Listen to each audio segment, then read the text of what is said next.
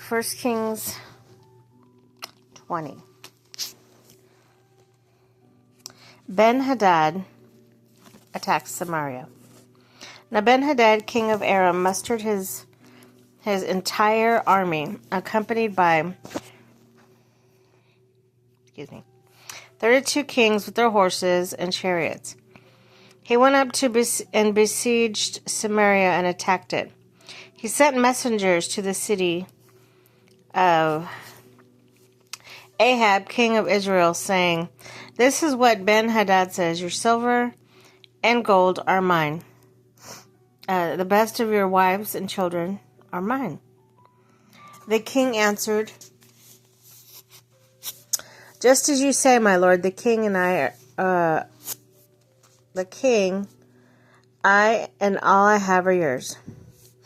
The messengers came by and said, "This is what Ben-Hadad says. I sent to demand your silver and gold, your wives and your children. But about this time tomorrow I am going to send my officials to search your palace and houses of your officials. They will seize everything you value and carry it away." The king of Israel summoned the elders of the land and said to them, "See how this man is looking for trouble? When he sent for my wives and my children, my silver and my gold, I did not refuse him." The elders and the people all answered, "Don't listen to him or agree to his demands." So he replied to Ben-Hadad's messengers, "Tell my lord the king, your servant will do all you demand for the first time. But this demand I cannot meet." They left and took the answer back to Ben-Hadad. Ben-Hadad sent other message to Ahab. "May the gods deal with me, be it ever so severely, if enough dust remains in Samaria to give each of my men a handful." The king of Israel answered to him, "One who puts on his armor should not boast like one who takes it off." Ben-Hadad heard this message while he and kings were drinking in their tents. He ordered his men, "Prepare to attack." So they prepared to attack the city. Ahab defeats Ben-Hadad. Meanwhile, a prophet came to Ahab, king of Israel, and announced, "This is what the Lord says. Do you see the vast army? I will give it into your hands today, and then you will know that I am the Lord." "But who will do this?" asked Ahab. The prophet replied, "This is what the Lord says. The junior officers under the provincial command will do it." "And who will start the battle?" he asked. The prophet answered, "You will."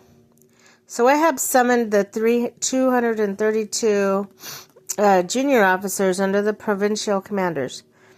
Then he assembled the rest of the Israelites, 7,000 in all.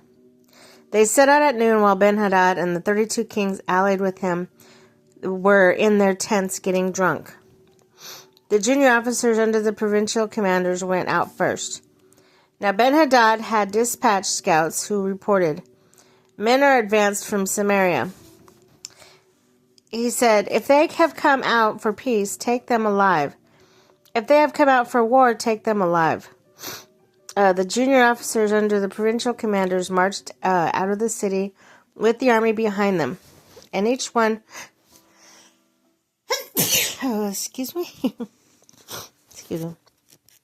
each one struck down his opponent. At that, the Arameans fled with the Israelites in pursuit.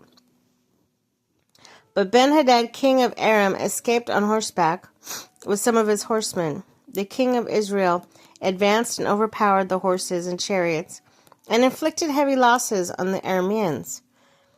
Afterward, the prophets came to the king of Israel and said, "Strengthen your position and see what must be done, because next spring the king of Aram will attack you again." Meanwhile, the officials of the king of Aram advised him, "Their gods are gods of the hills. That is why they are too strong for us, but we will fight them on the plains. Surely we will be stronger than they. Do this. Remove all the kings from their commands and replace them with other officers. You must also raise an army like the one you lost, horse for horse, chariot for chariot, so we can fight Israel on the plains. Then surely we will be stronger than they." He agreed with them and acted accordingly. The next spring, Hadad mustered the Arameans and went up to Aphek to fight against Israel. When the Israelites were also mustered and given provisions, they marched out to meet them. The Israelites camped opposite them like two flocks of goats, while the Arameans covered the countryside. The man of God came up and told the king of Israel, "This is what the Lord says, because the Arameans think the Lord is a God of the hills and not of the God of valleys. I will deliver this vast army to you in your hands. You will know that I am the Lord." For 7 days they camped opposite each other, and on the seventh day the battle was joined. The Israelites inflicted 100,000 casualties on the Aramean foot soldiers in 1 day. The rest of them escaped to the city of Aphek, where the wall collapsed on them, 27,000 of them. And Ben-Hadad fled the city and hid in the inner room. His officials said to him, "Look, we have heard that the king of Israel is merciful. Let us go to the king of Israel with sackcloth around our waist and ropes around our heads. Perhaps he will spare your life." Wearing sackcloths around their waist and ropes around their heads, they went to the king of Israel and said, "Your servant Ben-Hadad says, 'Please let me live.'" The king answered, "Is he still alive? He is my brother." The men took this as a good sign and were quick to pick up his word. "Yes, your brother, Ben-Hadad," they said. "Go get him," the king said. And when Ben-Hadad came out, Ahab had him come up into his chariot. "I will return the cities my father took from your father," Ben-Hadad offered. "You may set up your own market areas in Damascus as my father did in Samaria." Ahab said, "On the basis of a treaty, I'll set you free." So he made a treaty with him and let him go. The prophet condemns Ahab. By the word of the Lord, one of the companies of the prophets said to his companion, "Strike me with your weapon," but he refused. So the prophet said, "Because you have not obeyed the Lord, as soon as you leave me, a lion will kill you." And after a man went away, a lion found him and killed him. The prophet found another man and said, "Strike me, please." So the man struck him and wounded him. And the prophet went and stood by the road waiting for the king. He disguised himself with a headband over his eyes. And the king passed by. The prophet called out to him. Their servant went into the thick of the battle, and someone came to me with the captive and said, "Guard this man. If he is missing, it will be your life it'll be your life for his life. You must pay the talent of silver." While your servant was busy here, there was the man disappeared. "Is that your sentence?" the king of Israel said. "You have pronounced it yourself." Then the prophet quickly removed the headband from his eyes. The king of Israel recognized him as one of the prophets.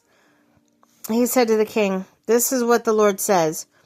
You have set free a man I have determined should die. Therefore it is your life for his life, your people for his people." Sullen and angry, the king of Israel went to his palace in Samaria.